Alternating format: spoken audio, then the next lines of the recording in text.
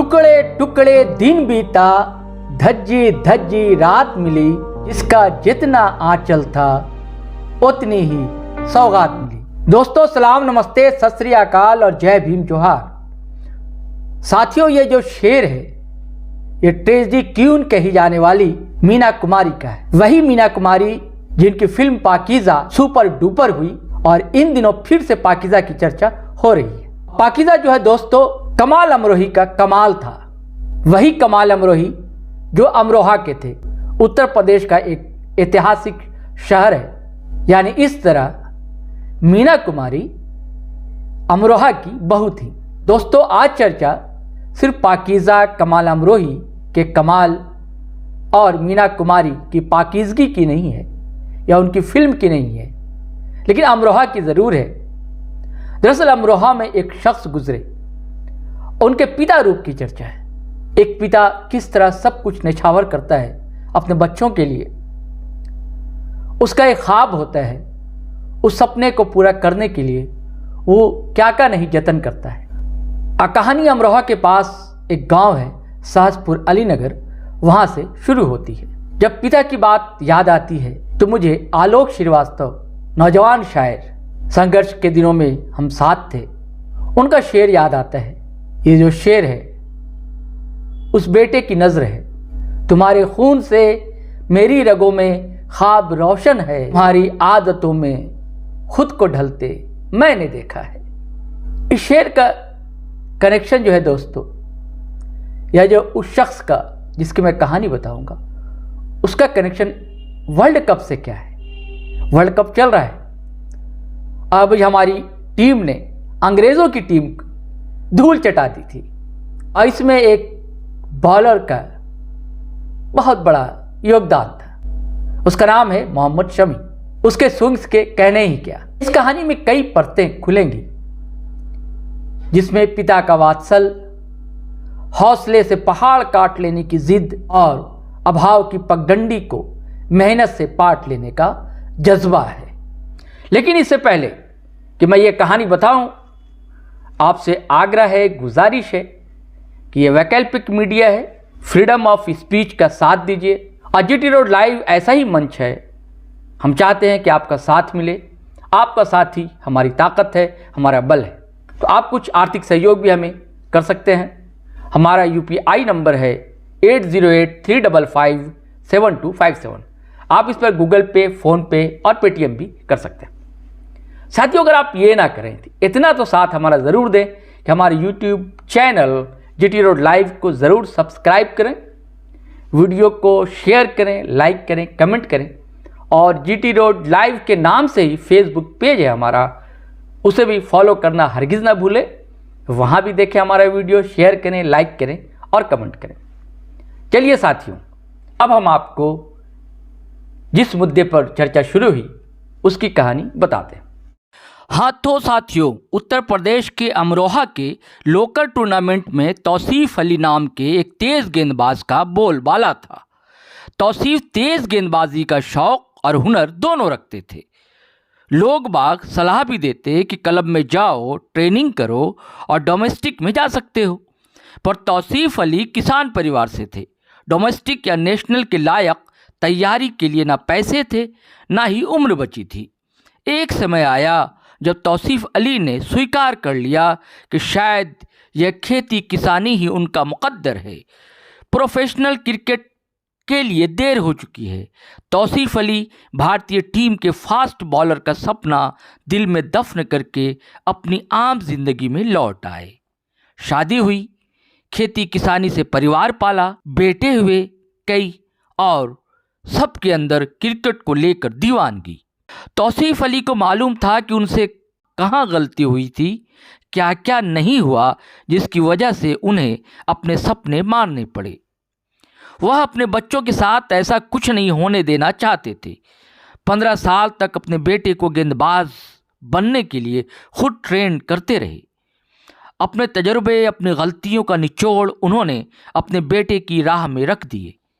बेटे को बस चलना था और वो हासिल करना था, जिसे हासिल करने की जद्दोजहद का मौका भी उसके अब्बू को हासिल नहीं हुआ था। 15 साल की उम्र तक बेटे को ट्रेंड करने के बाद तौसीफ अली अपनी सारी जमा पूंजी इकट्ठा करके अपने बेटे को लेकर मुरादाबाद की एक क्रिकेट एकेडमी में कोच बदरुद्दीन के पास पहुंच गए। कोच के सामने बेटे ने गेंद फेंकना शुरू किया तो बदरुद्दीन ने तुरंत उसे अपना शागिर्द कबूल कर लिया। वो लड़का इस कदर मेहनती था कि उसने एक दिन भी ट्रेनिंग का नागा नहीं किया। मुरादाबाद में ट्रेनिंग के दौरान अगर कोई मैच ख़त्म होता तो वह लड़का पुरानी इस्तेमाल हुई गेंद मांगने खड़ा हो जाता। वजह पूछी जाती तो बताता कि इन पुरानी गेंदों से मैं रिवर्स स्विंग की प्रैक्टिस करूंगा। बदरुद्दीन को पूरा यकीन था कि इस लड़के को अंडर 19 के ट्रायल में तो सेलेक्टर उठा ही लेंगे। इसी उम्मीद के साथ उस लड़के ने, जिसका नाम शमी था, ट्रायल दिया। सोच बदरुद्दीन के मुताबिक सिलेक्टर के पक्षपातपूर्ण रवैये के कारण शमी को मौका नहीं दिया गया।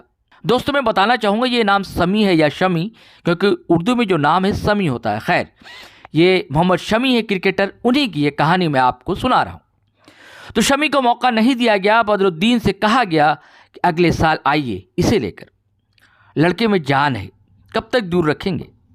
सिलेक्टर इसे इंडियन कैंप से, आखिर बदरुद्दीन दूरदर्शी आदमी थे, दूरंदेशी थे, बोले इस लड़के का 1 साल और दांव पर नहीं लगाना है।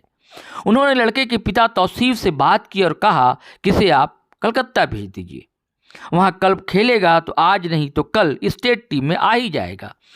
तौसीफ के पास ये जुआ खेलने की सिर्फ एक वजह थी, अपने बेटे की काबिलियत और जुनून पर उनका भरोसा। कलकत्ता आकर उस लड़के ने एक क्लब ज्वाइन कर लिया, पर स्टेट और नेशनल टीम का रास्ता दूर भी था, मुश्किल भी। जुनून ना तो पेट भरता है न सर पर छत रखता है, पर दुनिया में ऐसे लोगों की कमी नहीं जो जुनून और काबिलियत ही ढूंढते हैं। लोगों में ऐसे ही एक शख्स थे, देवव्रत दास, हैं अभी क्रिकेटर।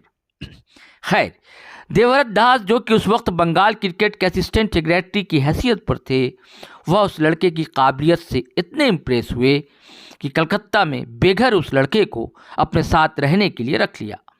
फिर उन्होंने बंगाल के एक चयनकर्ता बनर्जी को उस लड़के की प्रतिभा पर नजर रखने को कहा। बनर्जी ने लड़के को गेंद फेंकते देखा और उसे बंगाल की अंडर 22 की टीम में सिलेक्ट कर लिया। देवव्रत दास से जब उस लड़के पर ऐसी मेहरबानी की वजह पूछी गई तो उन्होंने कहा कि इस लड़के को रुपया पैसा नहीं चाहिए, इसे बस एक चीज़ नजर आती है, वह है पिच के आखिर में गड़े हुए 3 स्टंप से गेंद की टकराने की आवाज़ उस लड़के को इतनी पसंद है कि उसके ज़्यादातर विकेट बोल्ड आउट ही हैं। वहाँ से निकलकर उस लड़के ने मोहन बागान क्लब ज्वाइन किया। वहाँ ईडन गार्डन के नेट्स में उसने सौरव गांगुली को गेंदबाजी की। सौरव के साथ भी वही हुआ जो अब तक हर उस इंसान के साथ हो रहा था जो उस लड़के को गेंद फेंकते हुए देख रहा था। गांगुली इंप्रेस हुए और फिर उसकी रिकमेंडेशन पर शमी को बंगाल की 2010-11 की रणजी टीम में चुन लिया गया। कुछ साल की मेहनत और जद्दोजहद के बाद 6 जनवरी 2013 के दिन पाकिस्तान के खिलाफ इस लड़के को इंडियन टीम की डेब्यू कैप दी गई, जिसे पहनने के बाद आज तक वो लड़का उस टोपी नंबर 195 का रुतबा दिन ब दिन बढ़ाया जा रहा है। हजारों दर्शकों के बीच वो लड़का पूरे दम के साथ जब दौड़ना शुरू करता तो उसके अंदर एक ही लालच रहता, किसी तरह गेंद स्टंप को लगे और वो टक का साउंड आए, जिसे सुनकर ही इतने साल वो सांस लेता रहा है। जिंदगी की तमाम उतार चढ़ाव, मुश्किलों, परेशानियों के बावजूद आज भी अमरोहा के तेज गेंदबाज तौसीफ अली का बेटा मोहम्मद शमी, अफसोस आज तौसीफ अली नहीं है। 7 साल कबल हार्ट अटैक में वो दुनिया से कूच कर गए। तो मरहूम तौसीफ अली का बेटा मोहम्मद शमी जर्सी नंबर 11 पहनकर जब रनअप पर दौड़ना शुरू करता है तो उसके पीछे पीछे उसके अब्बू का सपना, कोच बदरुद्दीन की लगन, देवव्रत दास की इंसानियत, सब कुछ साथ साथ चलता है, दौड़ता है। तो दोस्तों, ये थी कहानी मोहम्मद शमी के मोहम्मद शमी बनने की। यह कहानी रेहान अहमद साहब की लिखी हुई है, हम उनके शुक्रगुजार हैं। तो साथियों, आपको कहानी कैसी लगी? ज़रूर रोचक लगी होगी। और आप अगर फेसबुक पर देख रहे हैं तो फॉलो कर लें हमारा पेज, और अगर आप यूट्यूब चैनल देख रहे हैं हमारा, सब्सक्राइब कर लें और बेल आइकन दबाना हरगिज़ ना भूलें। धन्यवाद, शुक्रिया।